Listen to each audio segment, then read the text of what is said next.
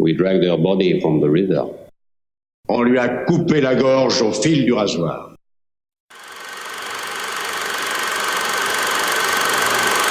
Welcome to today's show. My name is John. As always, you can subscribe to the show on iTunes or follow the links to social media in the podcast show notes. So please subscribe when you're finished listening. You can also go to classicmovierev.com to read notes, bios, and other random movie thoughts. Today's movie is The Razor's Edge, 1984. This movie rates a low 6.6 on imdb.com and at rottentomatoes.com, only 50% on the tomato meter, but a fair 77% audience approval. This is fairly accurate. The great film critic Roger Ebert said, quote, "In other words, this is your standard 1960s hippie drama moved back in time and adapted from the great novel by Somerset Maugham. If the movie really had a sense of its time, brackets, if it seems to know that it took place in an era when the characters were much more unusual than they would have been today, close bracket, the hero's odyssey would have meant more.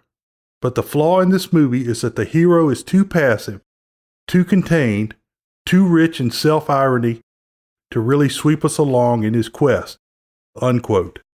He didn't completely hate it. Quote, "The Razor's Edge is far from being a bad movie.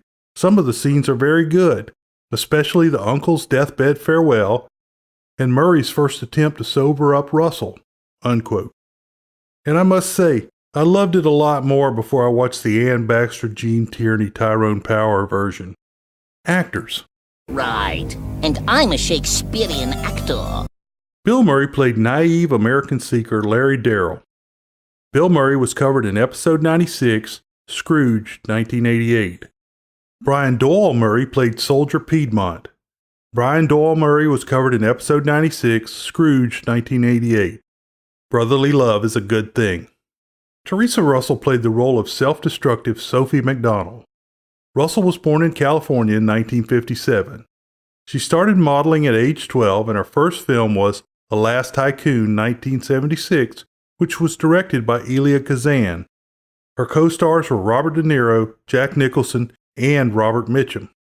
Russell stood out in The Razor's Edge, 1984, but her fame grew more when she starred opposite Deborah Winger in the thriller Black Widow, 1987. Other movies include Kafka, 1991, Being Human, 1994, Wild Things, 1998, Lucky Town, 2000, The Believers, 2001, Empire Falls, 2005, Spider-Man 3, 2007, and Jolene, 2008. Katherine Hicks played the role of spoiled brat Isabel Bradley. Hicks was born in 1951 in New York City. I'm walking here! I'm walking here! She was raised in Arizona and graduated high school in 1969. She attended St. Mary's College and then went to Cornell University, where she received an acting scholarship. She left Cornell in 1975 and got a job on the soap opera Ryan's Hope, 1976 to 78. Hicks acted on Broadway for a time before moving to Hollywood. Her first non-TV movie was in 1982. But the late 1980s were her time to shine. Roles during this period include Garbo Talks, 1984, The Razor's Edge, 1984, and Peggy Sue Got Married, 1986.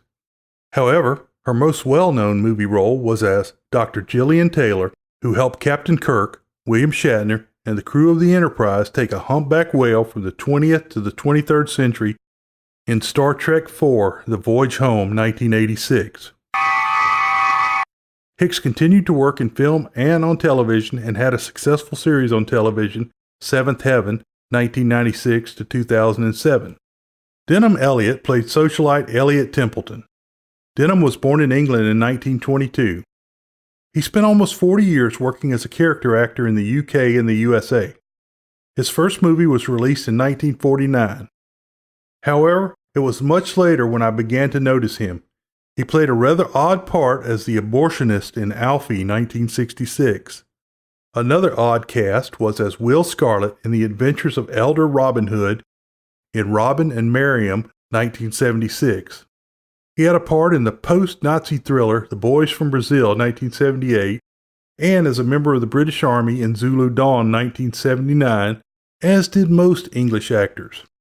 Denholm really made his mark when he played the highly competent museum curator Dr. Marcus Brody in Raiders of the Lost Ark 1981 and in Indiana Jones and the Last Crusade 1989, where he showed he was totally inept once he left the walls of his museum.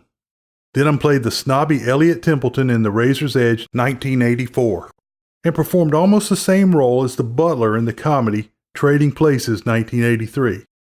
Denholm died in 1992 at the age of 70. Saeed Jaffrey played Raz. Jaffrey was born in Punjab, India in 1929. Saeed attended the University of Allahabad and earned a postgraduate degree in history.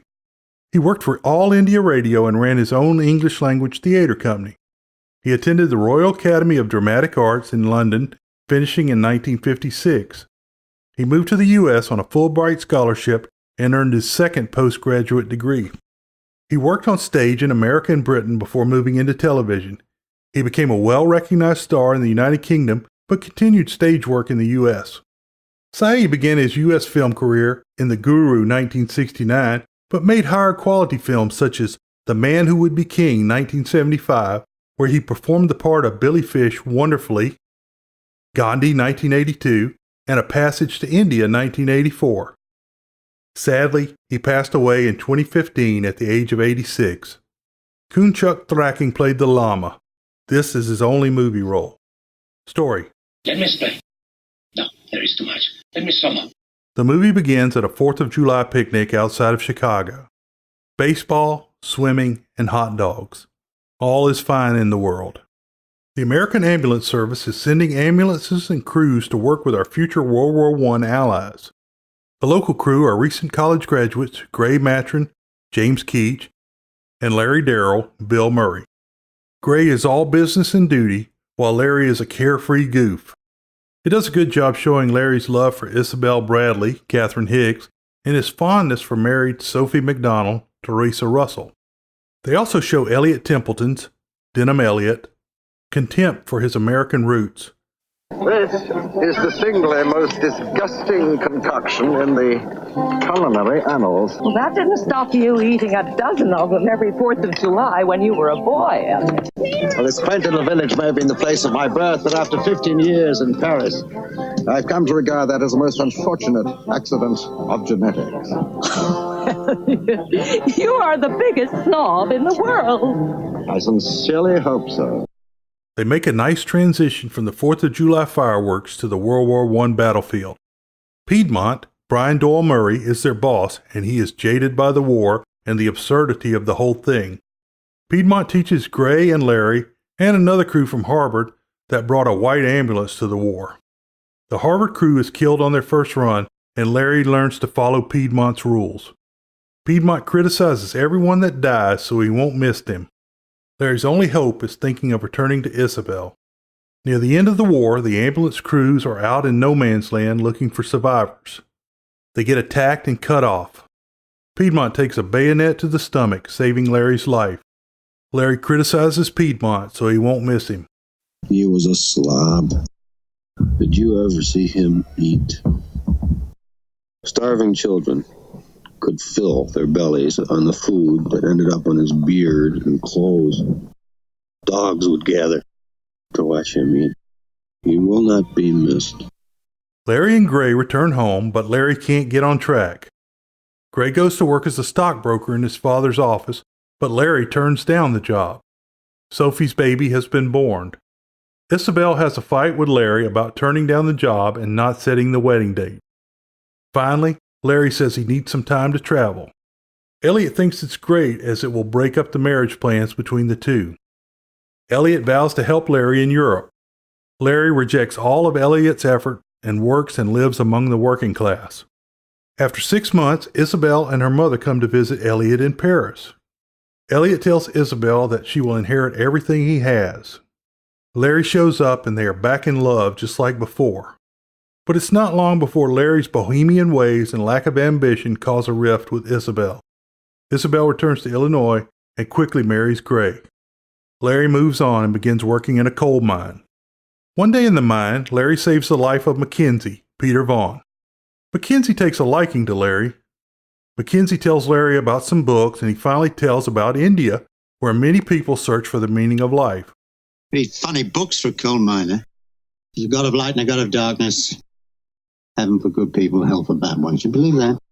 What about Znakar, the Russian sorcerer? Upanishads? You've never read the Upanishads. You really don't know anything, do you? You've been to India. What's in India? Hundreds of millions of people that pray 3 times a day. There are answers there. India's a lonely place. Mackenzie is nowhere near as interesting as the defrocked priest in the earlier version of the film. Gray and Isabel are called to the hospital where Sophie has to be told that her husband Bob and her son have been killed in a car accident that the family was in. It's a very good scene, and they start doping her up on morphine. This is a sad time, Mrs. MacDonald, but it is also a day for rejoicing. Our Lord has promised to call us all home to him in heaven, and today he has called home your husband and child. You like it? You freak! Dad! Get away from me with that thing! Are you gonna be here in a week when I wake up? In a month? In a year? For the rest of my life? Gray and Isabel desert Sophie when she needs them the most. Larry travels to India and rents a houseboat from Roz, Saeed Jaffrey. Roz tells Larry that he is a wealthy man and washes dishes in the river as a religious experience. Roz agrees to take Larry to a monastery in the high mountains. I could take you to a better church in the mountains. I've been there many times before to work. It's a difficult place to reach. It's a difficult place to work. Who washes the dishes up there? Could you leave at dawn? Want me to talk to your boss? Boss? I have no boss. I own this boat. And a few more. They travel for several days higher into the mountains, and Larry suffers from mountain sickness. Finally, they get to the Buddhist monastery and meet the Lama, Kunchuk Thraking. Larry is allowed to stay and continue his learning. While Larry is away, the stock market crashes, so it has been 10 years since World War I ended. Gray's father becomes part of a gentle reign of stockbrokers that fell to earth that year. He really shot himself. Isabel and Gray have 2 daughters. Gray sinks into depression. Elliot is fixed well for money because of his Vatican connections. Sophie is drinking a lot, but she does turn up for the funeral. Larry continues to work in the monastery until one day he is called to the Lama. He is told to take some books and travel to a hut that is higher in the mountains. Larry makes the lovely trek to the hut where he watches the mountains and reads. On the day of his moment of clarity, Larry begins to burn the pages of the book for a fire. He has found what he's looking for. In Somerset Maugham's book, it is that reincarnation is real and that he and Piedmont will live again. Larry returns to the monastery where he tells the Lama he is leaving. Larry says, "Isn't it true that it is easy to be a holy man on the top of a mountain?" The Lama replies, "You are closer than you think. The path to salvation is narrow and as difficult to walk as the razor's edge." Larry returns to Paris and the effects of the Great Depression are showing. Larry runs into Elliot in the marketplace. Elliot tells about Isabel and Gray and their troubles. Elliot asks Larry to come by sometime. Larry comes by and meets the children, and Isabel is still in love with him. She's putting a brave face on her problems. Larry uses self-hypnosis to help Gray get rid of his migraine. When Gray feels well again, they decide to go out to celebrate. They continue going out, and one night they find Sophie at a bar. She is at least a part-time prostitute, if not full-time. She has a boyfriend/pimp, Coco, Serge Foulard, I guess. Larry has strong feelings for Sophie, and he eventually springs her from the bar. Larry takes Sophie to his flat and slowly gets her off the booze and opium. They have a wonderful romance, and both of them are happy for a time. Larry and Sophie meet Gray, Elliot, and Isabel for lunch. Elliot makes a big deal about some Przovka. All except Sophie drink. She's looking a little rough. Larry and Sophie announce their plans to marry. Isabel blows a gasket. Isabel says she wants to buy Sophie a dress for the wedding. She gets her to the house and starts ragging on her about her dead child and how she is no good. Oh no, I sacrificed myself for him. Oh, come on, honey. Honey. You sacrificed yourself for a mink fucking coat and a set of monogram towels. I wanted to be a wife and I wanted children. Now maybe that's something that you can't understand. I was a good wife. I was a good mother. I'm going to be one again. When Sophie looks at a picture of her dead family, she is done in. Isabel intentionally leaves an open bottle of Przofka with Sophie and leaves her alone. When Sophie doesn't return, Larry searches the dive bars and opium dens looking for her. He finally finds her high on opium and hanging with Coco. Sophie is as mean to Larry as she can be. Did you hear the music? No, I guess not. Oh, you ever hear choirs of angels? She says Isabel was right about everything. A man attacks Larry from behind. He does okay until the odds turn against him. The next day, he is laying around, suffering from his beating. 2 detectives come in and tell him that Sophie has been murdered by having her throat cut. We dragged her body from the river. On lui a coupé la gorge au fil du rasoir. Larry reflects more on the meaning of life. Finally, he goes to Elliott's house and finds out from Gray that the old man is dying. Joseph the butler, Andre Morani, tells Larry that Elliott is heartbroken because he never received an invitation to Princess Nova Molly's party. Larry picks up an envelope and an old bill and puts it in his pocket. Larry tells Isabel that Sophie was murdered and he knows that Isabel was behind the drinking. I wish I'd been a better friend to him. Like you were to Sophie? Is she okay? When I came back yesterday afternoon, she'd gone. She's gone for good. She met up with some old friends, I guess. They got her drinking Zabrovka. One of them slit her throat and dropped her in the Seine. Oh my God! I don't give a damn if they catch you killing her. What I want to know is how you got her to take the first drink. Isabel confesses her love for Larry. They all go in to be with Elliott as he dies. How you doing, Unc? Life is full of ironies, isn't it, Darrell? You know, I spent my whole life among the great names of Europe. Now I'm dying. Who comes to see me? But, well, fish packer? Fish packer. Larry pulls the envelope from his pocket and pretends it is the coveted party invitation. Oh, I got some mail for you. Huh? Who's Nova Molly?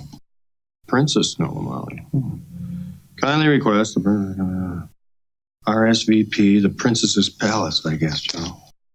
Elliott dictates his reply, curses Nova Molly, and dies a happy man. Get your pet, Joseph. We must reply. Oh, not now, Uncle Elliott. My dear, I've always been a man of the world, and I see no reason to forget my manners now that I'm leaving it. Mr. Elliott Templeton regrets he's unable to accept Princess Nova Molly's kind invitation due to a previous engagement with his blessed lord.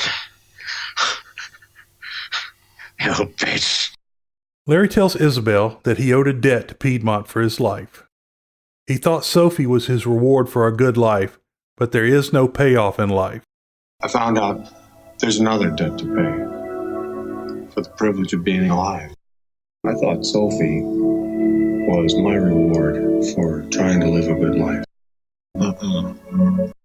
There is no payoff. Larry says goodbye to Gray, and Joseph asks him where he is going. Larry says he is going home to America. World famous short summary. Veteran goes on an extended vacay. The first time I saw this movie was in 1984 when it played on HBO. I set my VCR to record it and ended up watching the movie as it recorded. Then I watched it again. By this time the sun was up. I invited my friend over and we watched it again and skipped class. I was pretty taken with this movie. Unfortunately, time has been hard on Bill Murray's jokes and they don't hold up as well. A good movie, but stick to the earlier version. I hope you enjoyed today's show. I really appreciate you spending the time listening. You can find connections to social media and email on my site at classicmovierev.com. There are links to the podcast show notes as well. Remember, this show is completely free and independent. All that I ask is that you jump over to Apple Podcasts and give me a review. It really helps the show get found. Beware the Moors.